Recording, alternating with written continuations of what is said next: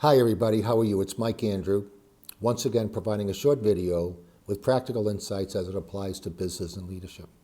Today, I want to talk about your career and your career journey, your career plan. You know, I heard a saying many years ago that there are some people out there that spend more time planning their vacation than they do their career. Well, good luck. Yeah, I don't think you're going to have much of a career if that's the case. But you own your career. Own it.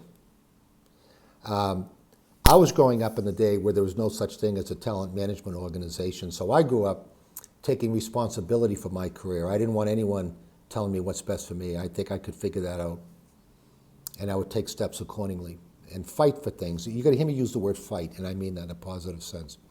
So take responsibility for your career. Own your career.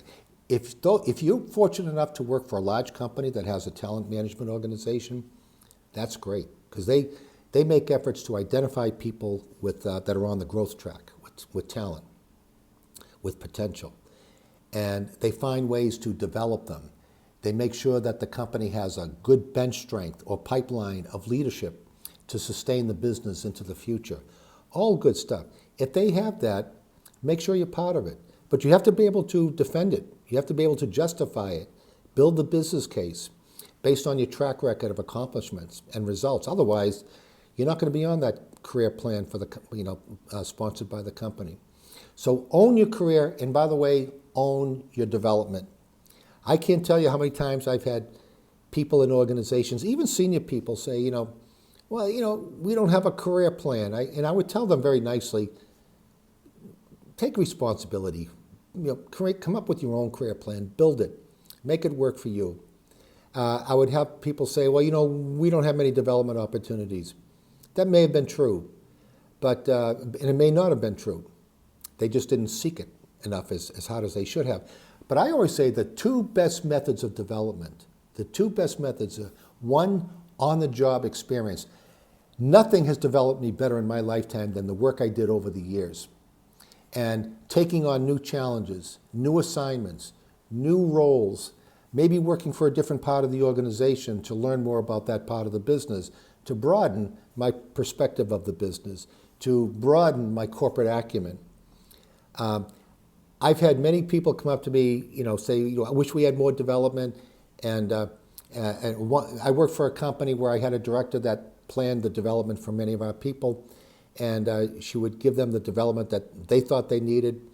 And then they would say no, because what they wanted is they wanted to travel to Singapore or Europe. I mean, do they really want development, or do they really want to travel? I worked for another company where I was on the executive committee, and we didn't have much of a training budget, but we did identify 8 people that were on a growth track in the company. It was a smaller company. And they wanted development. So we picked out a program from Harvard Business School that was pretty intense. It was a lot of work, and it was remote. So they did this in the evenings at home. And at the end of the 2-month program, these people who were viewed as talent, of the 8, only 3 completed. Why? It was too difficult, too much work. Well, if development was that important to you, and the company is sponsoring this development, how could you not complete?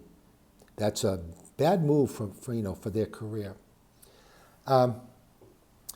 I worked for a company. I was a vice president of a company where I worked with the top 100 executives out of 30,000.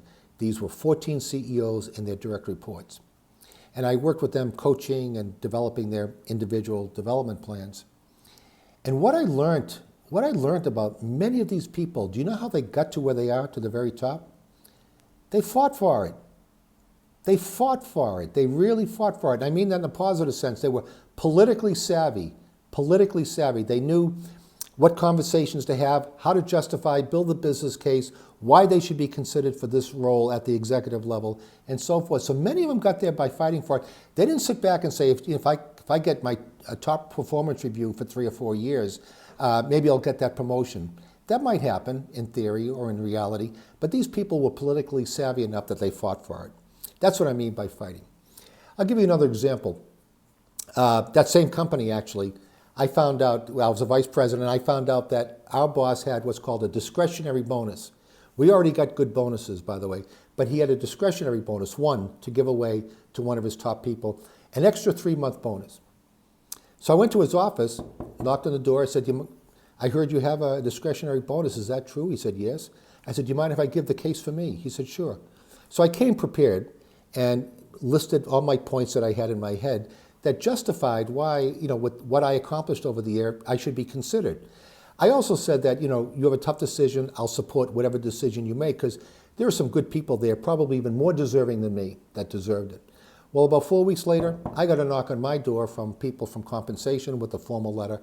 I got the bonus, the discretionary bonus. The lesson is, do you think I would have got that if I didn't go into my boss's office and fought for it, built the business case?